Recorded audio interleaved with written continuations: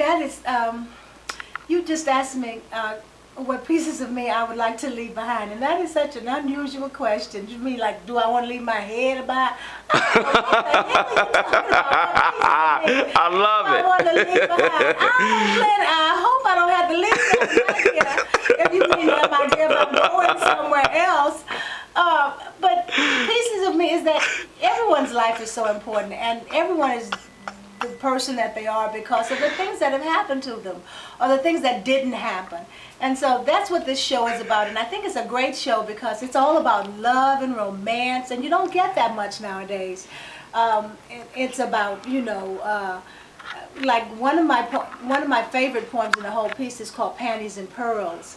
And it's about this young hip girl that's dating this older married man, and she thinks it's fine, and all of her reasoning behind it is she tells the wife, well, I wasn't even born when you met him. I wasn't even here yet. So